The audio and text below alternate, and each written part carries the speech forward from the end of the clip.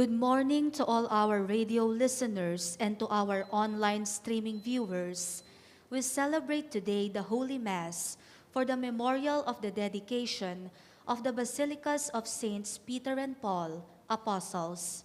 We also celebrate today the 8th day of the Novena Mass for the Solemnity of our Lord Jesus, King of the universe. Our Eucharistic celebration will be presided by Reverend Father Jerome Javellana Palma, SSP, Local Superior and Master of the Postulants of the Society of St. Paul, Pampanga. Together, we sing the entrance hymn.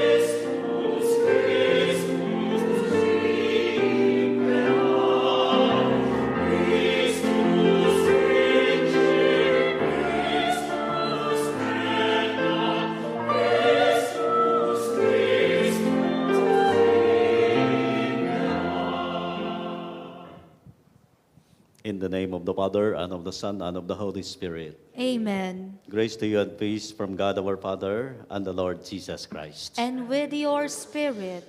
My dear brothers and sisters, let us acknowledge our sins and so prepare ourselves to celebrate the sacred mysteries.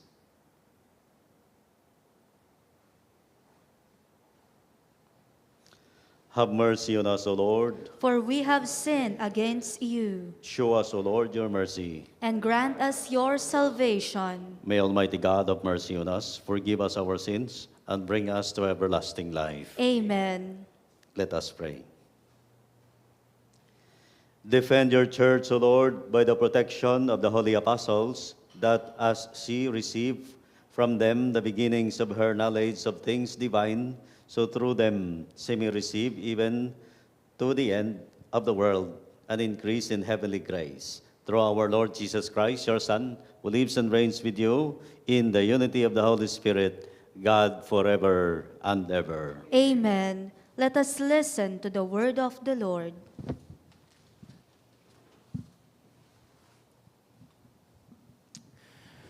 A reading from the book of Revelation. I, John, heard a voice from heaven speak to me. Then the voice spoke to me and said, "Go, take the scroll that lies open in the hand of the angel who is standing on the sea and on the land." So I went up to the angel and told him to give me the small scroll. He said to me, "Take and swallow it. It will turn your stomach sour, but in your mouth it will taste as sweet as honey." I took the small scroll from the angel's hand and swallowed it. In my mouth it was like sweet honey, but when I had eaten it, my stomach turned sour. Then someone said to me, "You must prophesy again about many peoples, nations, tongues, and kings." The word of the Lord. Thanks be to God. How sweet my taste in your promise. How sweet to my taste is your promise. In the way of your decrees I rejoice, as much as in all riches. How sweet to my taste is your promise. Yes, your decrees are my delight. They are my counselors. How sweet to my taste is your promise. The law of your mouth is to me more precious than thousands of gold and silver pieces. How sweet to my taste is your promise.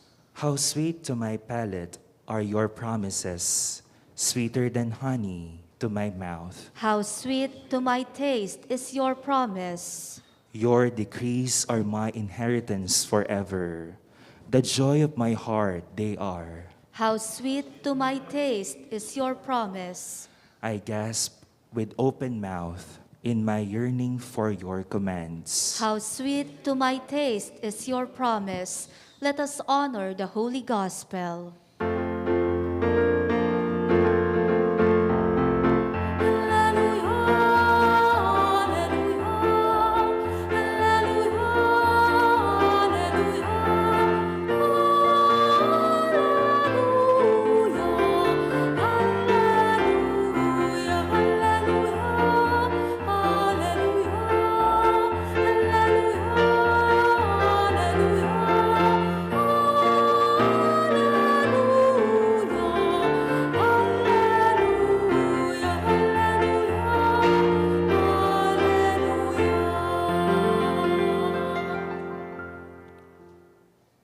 The Lord be with you. And with your spirit. A reading from the Holy Gospel according to St. Luke. Glory to you, O Lord. Jesus entered the temple area and proceeded to drive out those who were selling things, saying to them, "It is written, my house shall be a house of prayer, but you have made it a den of thieves." And every day he was teaching in the temple area. The chief priests, the scribes, and the leaders of the people, meanwhile, were seeking to put him to death. But they could find no way to accomplish their purpose because all the people were hanging on his words. My dear friends, my dear brothers and sisters, the gospel of the Lord. Praise to you, Lord Jesus Christ. Ang memorial na pinagdiriwang natin ngayon ay ang dedication of the Basilicas of St. Peter the Apostle and St. Paul the Apostle. Akala natin pag nagkasama na itong dalawa na ito, isang basilika lang ito. But they are actually two different places, no? Ang Basilica ni St. Peter ay doon sa Vatican Hill. Pero ito naman yung St. Paul is outside the wall of the city, the walled city noon sa Rome. At medyo malayo ito. Sabi nila mga miles away pa raw. Kasi yung palagi nating nakagawian na pag Saints Peter and Paul, ang kanilang fiesta ay June 29, no? Kaya siguro pinagsama na lang itong ang paggugunita ng dedication because siguro they are two pillars of the church, no? Of the Roman Church, no? At pagsamahin na lang, no? There are four basilicas doon sa Rome. Yung isa, kaya kamakailan lang, noong November 9, we celebrated the memorial of the dedication of Saint John Lateran. It is dedicated to Saint John the Baptist and Saint John the Evangelist. At yung isa pa na basilica is Saint Mary Major, no? Kailan ba yun? August 5, no? So ito na, pinagsama na lang itong dalawa. Siguro baka nawala na ng date, no? Pero pag pinagsama because they are two pillars of the church at this same siguro by the decree of the Emperor Constantine noon daw, no? Nung anong year pa yun? Mahirap itinatandaan ng mga years. 309, whatever, BC, no, to decree that the church will be Basilicas, no, will be built, no, in honor of these two apostles, no. And so, yun, maraming mga renovation ang nangyari hanggang sa dumating sa ganyang katayuan ngayon, no. Na ang connection doon na pareho ang dome, tapos they are made up of marble. Pero si Saint Paul, he was a great apostle, and Peter was also a great apostle. Pareho silang mga Hebrew. And pareho din sila na nag-suffer ng martyrdom. Kaya siguro pinagugunita natin ito in order for us to be reminded again of the building, the place wherein it is dedicated to the Lord. No, akala natin para sa santo, but it is dedicated to the Lord through the intercession, through the patronage of these two pillars of the church, no, Peter and Paul, no. Para siguro i-remind pa rin natin ang ating sarili, no, na there is a place for holiness, no, in these in places, no, designated for the Lord, no, na may mga formal worship. At higit sa lahat, we also imbibe, no, the ambience of the place. Pag pumunta ka doon, you're supposed to imbibe yung mga kabanalan, no, the holiness of the place wherein it is a place, it is the house of the Lord, wherein ang kanyang mga nandoon, ang kanyang mga anak ay nakikita din sa kanila ang kabanalan ng Diyos. Ewan ko saan isang church yun dati na noon nung unang panahon pa, no, na pag pumasok ka doon, tatanungin ka daw nila, confession ka na ba? Bago ka lang ba ng confession? Kasi pag hindi, sisigaw yung doon sa porter, no, unpenitent, no? Hindi ka nila, ewan ko kung papasukin ka. Well, siguro sa hiya mo na lang siguro na makasalanan ka na doon, no? Hindi ka na lang papasok, no? So, ganyan ka-stricto sila in terms of holiness, no? Pero sa atin ngayon, siguro pag ginawa natin yan, siguro marami ang hindi na lang pupunta sa simbahan. Baka pati si Father siguro hindi pupunta. No? Ma-eject doon sa loob ng simbahan. But ang invitation palagi sa atin that this is a place of God, this is a place where we meet God, and this is a place wherein true worship of the Lord, no, is being done and observed. At higit sa lahat, yung reminder para sa atin that we are also temple of the Holy Spirit, no? Ang Diyos ay naninirahan sa atin, at higit sa lahat ay tayo din ay ma-invite, no? Ma-imbibe natin ang holiness, no? Ang ambience ng lugar, because we are sons and daughters of the loving Father who is holy, no? So we try to be perfect, and we try also to be holy and imitate, no, the Lord in our life, no. Para ang ating buhay din, no, it will also be a dedication every day and always to the Lord, wherein, no, the sweet odor of Christ's goodness spreads far and wide, no.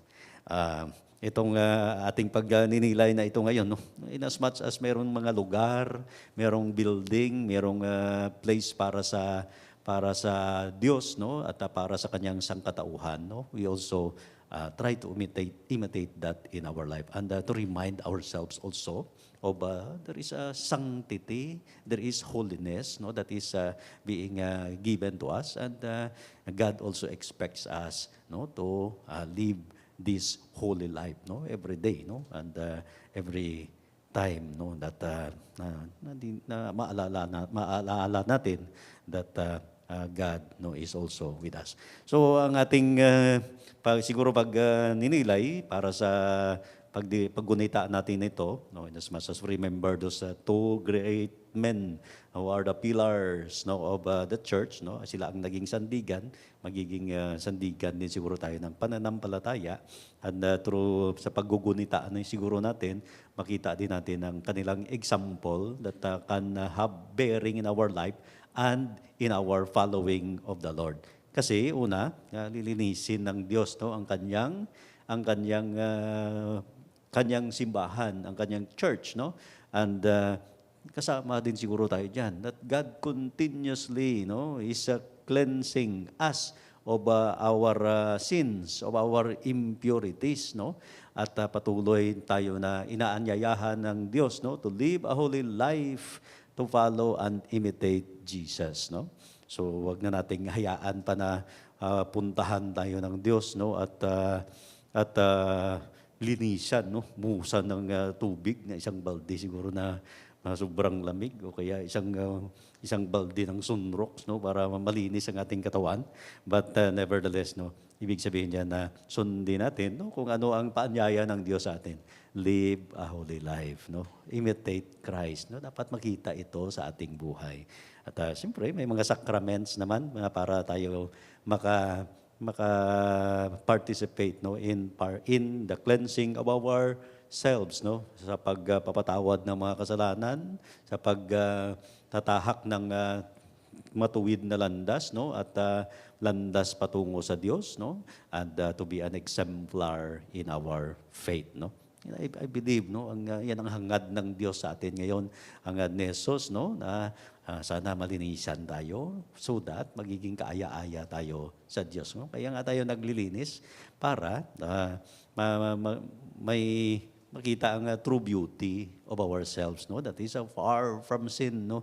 Walang bahid ng kasalanan at higit sa lahat, no? Ang the sweet odor of Christ's goodness, no? Nandiyan sa atin because we are with God, no? Ang Diyos, no, ang ating taglay palagi.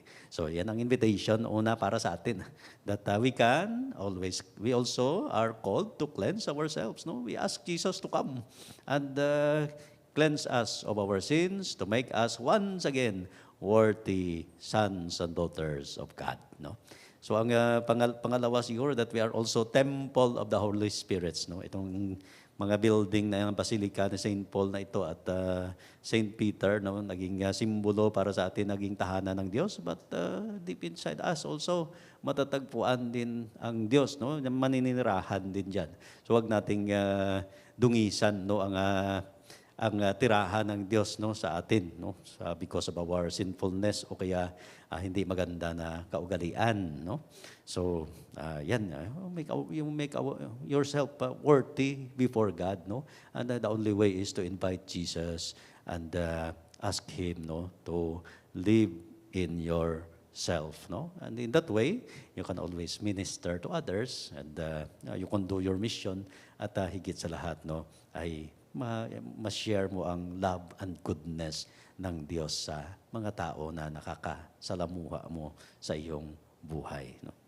We can always respect God, no, through ourselves, no. So ingatan din natin ang ating sarili, mahalin, no. Adorn it with the precious stone of goodness siguro at pagsusunod bilang Kristiyano, pamumuhay bilang totoo na mga Kristiyano. No? At third siguro na lang natin na reflection dito, no, that we continuously praise God. No? Kaya nga tayo siguro nililinisan ni Kristo, kaya nga tayo nire-remind palagi na banal ka, no? Tahanan ka ng Diyos. Ang Espiritu ay nananahan sa iyo. No? Gawin mo na maganda ang tirahan ng Diyos, no, through your deeds, through your life, no, to be a good Christian so that, no, we can always worship God. We can offer fitting worship before Him, no. The people of God, no, nagsusumikap sila na makagawa ng sacrifice, no. May animal sacrifice, may kung ano-ano pa siguro na ginagawa doon nila sa temple in order for them to make their sacrifice reach heaven, no, na magiging ang pag-umusok na yon diretso sa kalangitan, no, and God will be pleased, no, because of that sacrifice. So si Jesus naman ay nag-iwan sa atin ng sakripisyo na kakaiba, no, ang pagsusunod sa Kanya, ang pagdiriwang natin ng sakramento ng Eucharistia and many other forms of prayer para sa atin na naglalarawan, no, ng ating Christian life at pagsusunod sa Kanya, which is in turn pagbahagi, no, sa saving mission of God dito sa buhay. So we continuously praise God for giving us the chance, the opportunity, for giving us the time, no, at the privilege, no, to worship God every day of our life. No? Siyempre, ang ating gagawin dyan is leave time for prayer, no? O magbisita sa mga simbahan. Hindi lamang yan ay yung obligation, kundi nakita mo, no, na yan ang iyong buhay. Yan ang iyong pagkikipagbahagi, no, sa saving mission ng Diyos, no, at binibisitahan mo ang Diyos dahil na-miss mo siya, no, and you want the holiness of life. At siyempre, during that encounter, you pray and you become one with God, commune with God in everything. Wherein, bubuksan, no, ng Diyos ang pinto ng kalangitan. Kung minsan very mystical experience din yan para sa atin. Na for example, pumasok ka sa simbahan, no, at yun, no, nakikita mo na ang Blessed Sacrament, ang altar, no, at ang mga tao doon na taimtim na nagdadasal, mapapadasal ka rin at you also imbibe the aura, no, of the place wherein ayun, may mystical experience dahil alam mo, no, na nandyan ang Diyos, no, parang bukas ang kalangitan sa pagpasok mo at nagsasabi sa iyo, hey, welcome, no? Nandito ka. Natutuwa ako ngayon, no? Sabi ng Diyos sa iyo dahil bumisita ka. So, pag-usapan natin kung ano-ano man ang mga bagay, no, na mga concern mo ngayon at concern ko sa iyo. So, yeah, yung ganyan, no? Pagpasok mo sa simbahan, alam mo, nasa langit ka na, no? Dahil may aura ng worship. It is very inviting for us to worship God, no? So, yan. So, we leave time for prayer. We leave time para sa ating sarili dahil ang Diyos, no, ay naghahangad pa rin ng ating papuri, no, at panalangin para sa Kanya, no? So, ang nais nating puntahan dito, leave room for God, no, so that we can continue to worship Him in this life, which in turn, we also receive our sanctification and we affirm our being sons and daughters of God, no? So ito ang ating mga reflection ngayon para sa paggugunitaan natin ito, no, ng dedication of the church, the Basilica of Saint Peter and Saint Paul, that the Lord, no, will be glorified through what we are doing and the people deeds, no, in this life. May God bless us all. Intercession. We gather in this house of prayer to center our hearts on Jesus Christ, who nourishes us through His word and sacrament. Let our prayer be, Lord, hear us. Lord, hear us. For Pope Francis, on this day, on which we commemorate the dedication of the Roman Basilicas of both St. Peter's at the Vatican and St. Paul's outside the walls, that the memory of the holy apostles will encourage him. Let us pray to the Lord. Lord, hear us. For pilgrims to Rome, praying at the tombs of St. Peter and St. Paul, that they will grow more committed to their faith in Jesus and become more apostolic in their Christian witness, let us pray to the Lord. Lord, hear us. For bishops, priests, and deacons, that the word of the Scriptures will taste as honey in their mouths, and that they will carry with dignity the responsibility to preach that word, let us pray to the Lord. Lord, hear us. For all who come to this chapel to pray, that they may find in the presence of Christ the peace, strength, forgiveness, and guidance for which they hunger, let us pray to the Lord. Lord, hear us. For all who care for our churches, cleaners and maintenance workers, decorators and artists, gardeners and sacristans, that they will experience the closeness of God, let us pray to the Lord. Lord, hear us. May the Lord accept our thanksgiving and our personal intentions, the intentions of all our radio listeners and online streaming viewers, the intentions being sent in the different programs of our radio, the special intentions of the radio station of our Archdiocese, and for the special intentions of Carlo Borella and Charlene and Mark Anthony Escopete for their safe travel, and that all the faithful departed, especially from our parish, community, and families, may enter the heavenly Jerusalem, especially the soul of Jinlei Sampang. Let us pray to the Lord. Lord, give us joy in your holy will, so that in all that is asked of us, we may experience your consoling presence through Christ our Lord. Amen. Together we sing the hymn for the preparation of the gifts.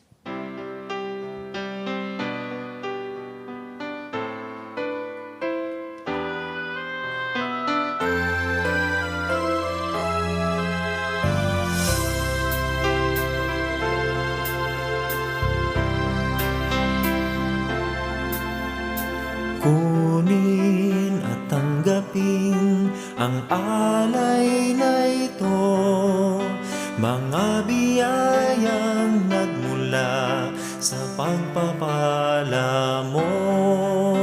Tanda ng bawat pusong pagkat inibig mo, ngayoy nananalig, nagmamahal sa'yo.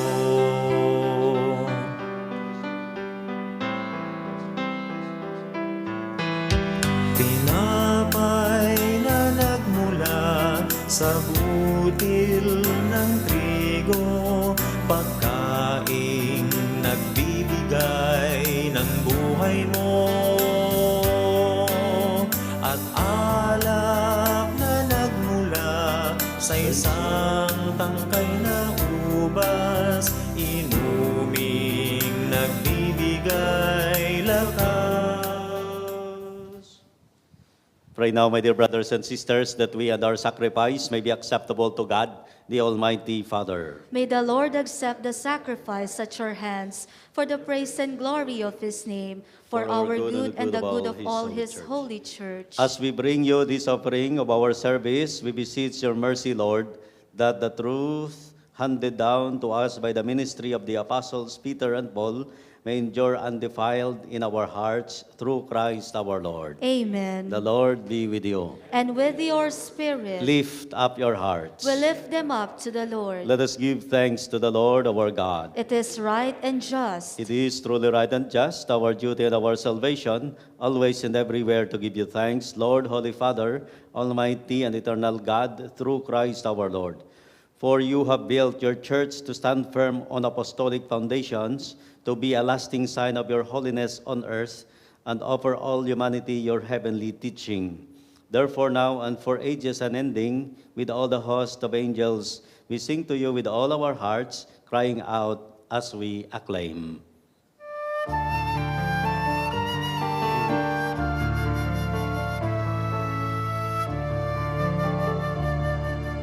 Santo, Santo, Santo, Panginoong Diyos na makapangyarihan, napupuno ang langit at lupa ng kalwalhatian mo.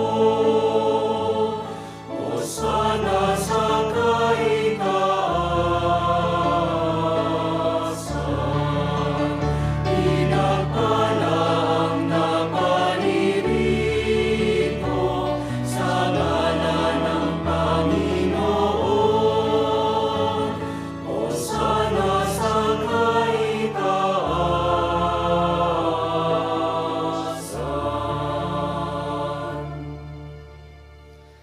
You are indeed holy, O Lord, the fount of all holiness. Make holy, therefore, these gifts, we pray, by sending down your Spirit upon them like the dewfall, so that they may become for us the body and blood of our Lord Jesus Christ. At the time he was betrayed and entered willingly into his passion, he took bread and giving thanks, broke it, and gave it to his disciples, saying, Take this, all of you, and eat of it, for this is my body, which will be given up for you.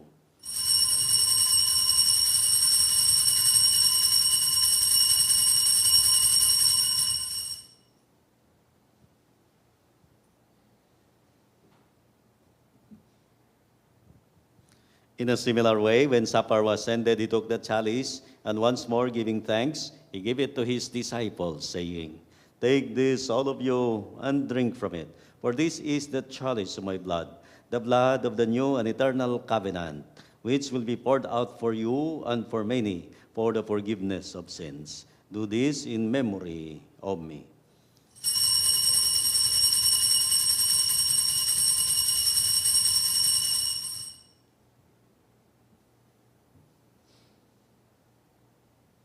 The mystery of faith.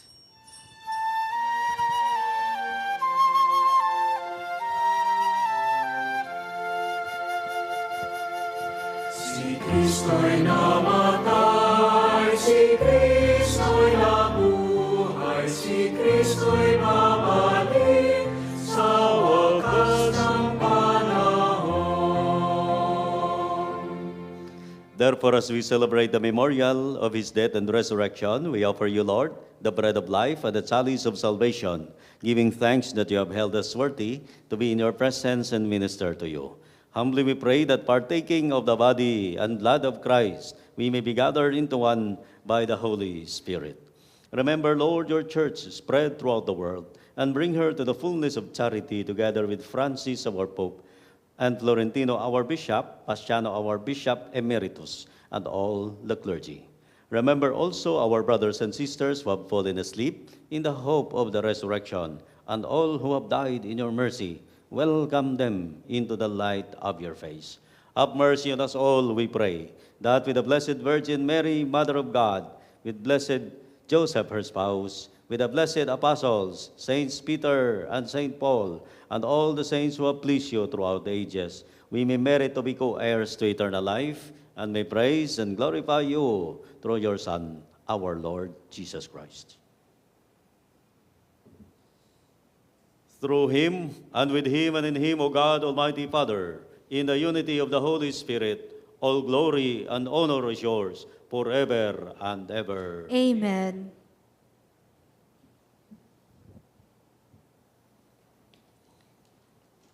At the Savior's command and formed by divine teaching, we dare to say,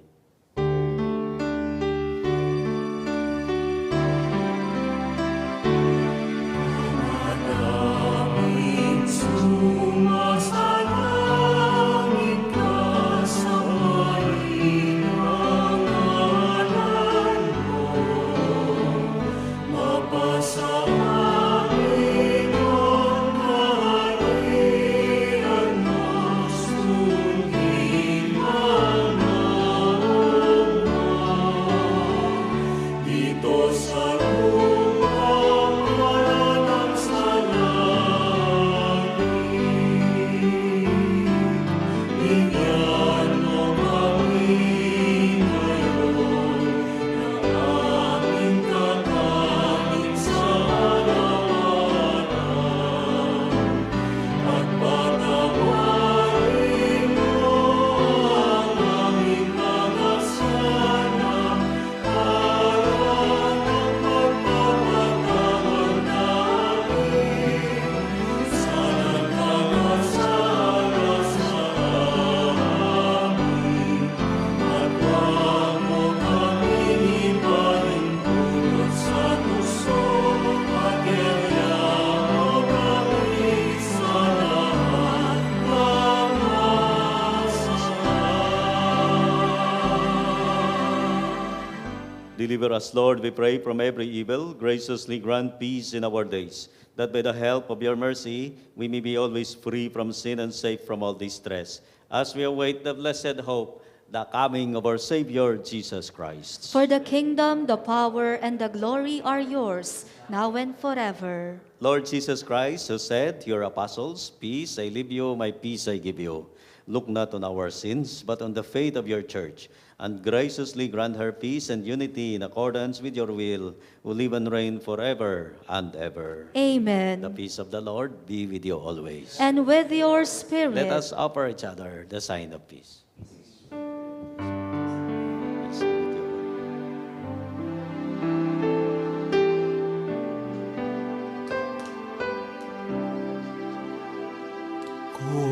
Cordero ng Diyos, nag-aalis ng mga kasalanan ng sanlibutan. Maawa ka sa amin, maawa ka sa amin. Kordero ng Diyos na nag-aalis ng mga kasalanan ng sanlibutan. Maawa ka sa amin, maawa ka sa amin. Kordero ng Diyos na nag-aalis ng mga kasalanan ng sanlibutan, ipagkaloob mo sa amin ang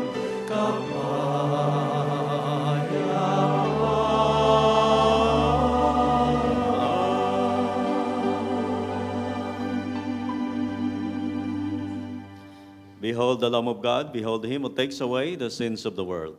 Blessed are those who are called to the banquet of the Lamb. Lord, I am not worthy that you should enter under my roof, but only say the word, and my soul shall be healed.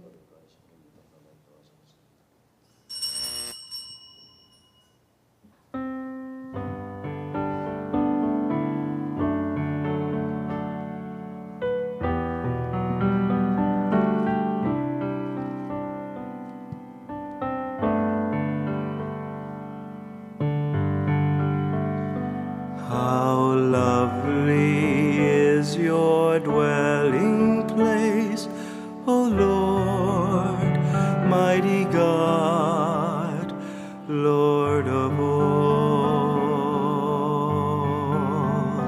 How lovely is your dwelling place, O Lord, mighty God, Lord of all.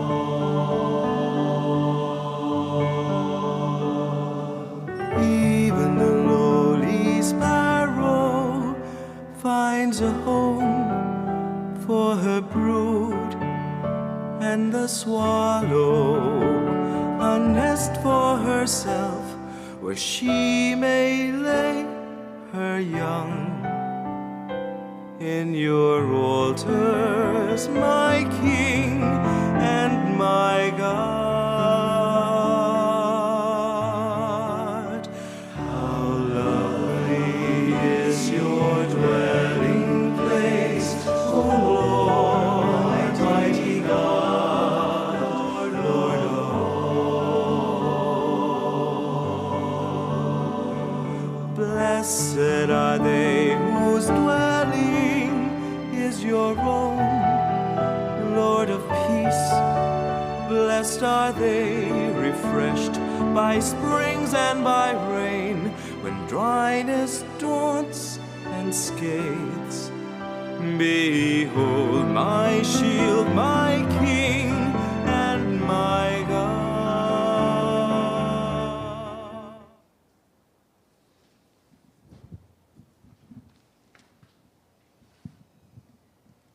For our radio listeners and online streaming viewers who cannot physically receive the communion, we will join you in the praying of the act of the spiritual communion. My Jesus, I believe that you are present in the most holy sacrament. I love you above all things. I desire you to receive you into my soul. Since I cannot at this moment receive you sacramentally, come at least spiritually into my heart. I embrace you as if you were already there, and unite myself wholly to you. Never permit me to be separated from you. Amen. Together, let us pray the act of consecration to Christ the King. Kayumwan na Jesus, amen at bus king meto ketawan. Lawon mo kami, king maragul kapakumbaban. Makasiklawod king kamal-kamalan na arapan mo. Ikamingan, lubos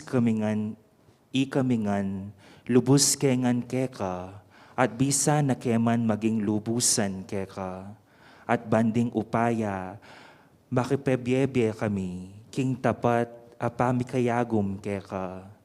Ikamingan, kusa kaming magtagulaling ngening aldong iti, king puso mong kakamal-kamalan, king maragul kayalan, palad dakalang tutu, ring makakilala keka, at ding aliwa naman sikwil daka, at pepaing gulutan ding kautusan mo.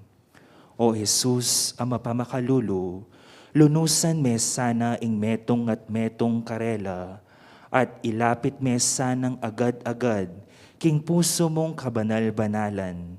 Mag-ari ka o Ginoo, emu karetang anak mong tapat, akapilan man epa kinawani keka, nunemo naman karetang anak abulagsak, apepaing buris at tinikus keka. Daptan mo sana king mibalik lang miyuman, king pibale-bale ng igpara, ban elamate, king danop ampon kalipitan.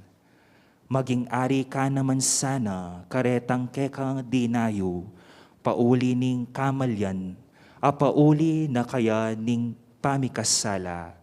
Tayran mula sanang iyatad, king dalan ning katutuan, ating metong mong kasalpantayanan, ban kanita, ena binang lambat, maging metong nyamong kawan. Lalam ning pamamahala, ning metong mong pastul. Pakamalan mo, o Ginoo, ing matibe kalayan, king banal akapulungan, at iligtas me, king sakuna, o nanumang kaligaligan. Ipanabang mo karing sablang bansa, ing karatunan, king pamibiyebye, layum daptan mo sana, ing misumangid ng panig ning yato. King alang aliwang siwalang maramdam, nunenamo ing mipuriyat, misaplalang ing dibinong puso, apani bata ning kaligtasan mi, at makaligaya keka, ngeni at king kapilan paman. Amen.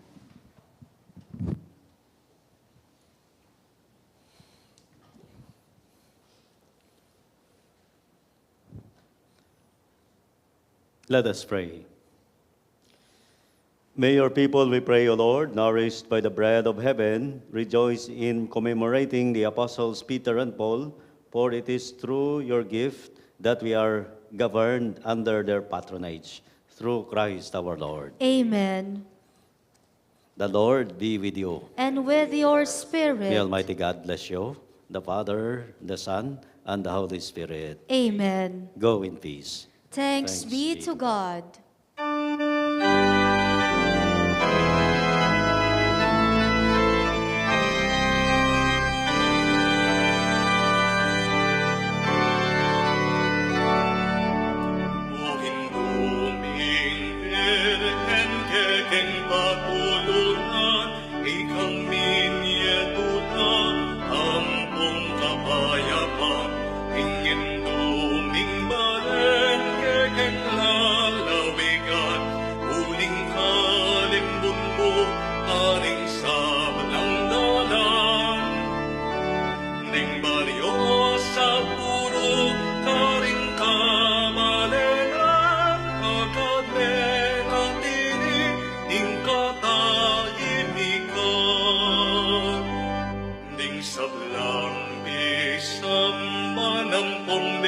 Basilicas, akit kang delawan, over and hamaslang, tinganggang emalen, bigdala mong lam